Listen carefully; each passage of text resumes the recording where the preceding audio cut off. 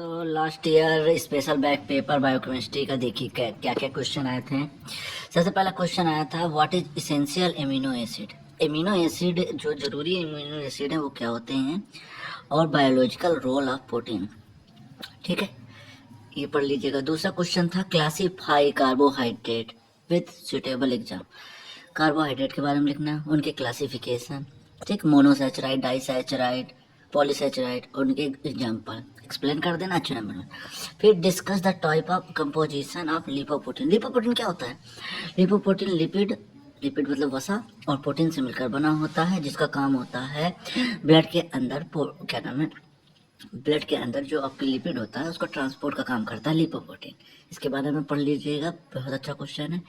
अगला क्वेश्चन है डिस्कस वास्टर and Crick model of DNA. DNA का थोड़ा सा पढ़ लीजिएगा, इसमें से आप अच्छे से पढ़ेंगे। फैट सॉल्युबल विटामिन के बारे में है। विटामिन दो तरह से होते हैं, फैट सॉल्युबल मतलब वसा में घुलनशील और जल में घुलनशील। ये वसा में घुलनशील है तो ये ADE के है। ठीक है, इसके बारे में आप पढ़ लीजिएगा। और अगला क्वेश्चन इसी में पूछा है right in short on blindness and rickets. Blindness किसकी कमी से होता है? ए की कमी से, और रिकेट्स किसकी कमी से होता है? डी की कमी से। तो विटामिन डी के बारे में लिख देना, विटामिन ए के बारे में लिख देना। फिर अगला गिव इलेक्ट्रोलाइट, मतलब इलेक्ट्रोलाइट के बारे में है, उनमें क्या क्या कंपोजिशन होते हैं।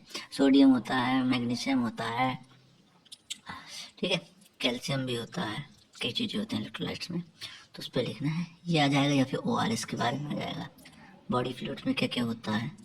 ठीक, इसके बाद नॉर्मल मेटाबॉलिज्म ऑफ कार्बोहाइड्रेट और right in short note of diabetes mellitus.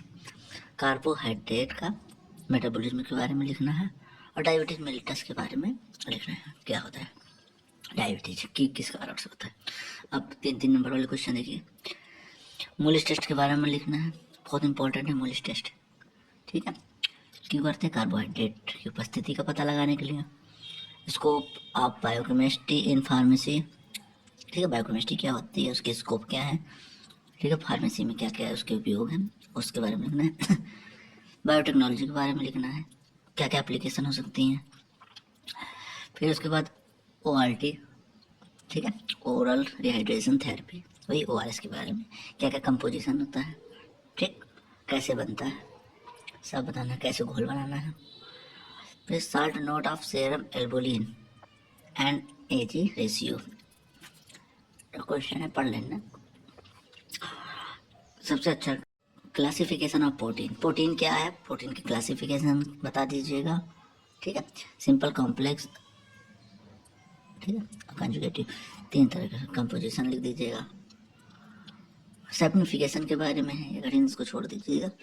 फिर कैल्शियम, देखिए कैल्शियम, पोटेशियम, ठीक है, जिंक, कॉपर, सोडियम, इन सब के इम्पोर्टेंस क्या है हमारे शरीर में, ये आराम से पढ़ लीजिएगा।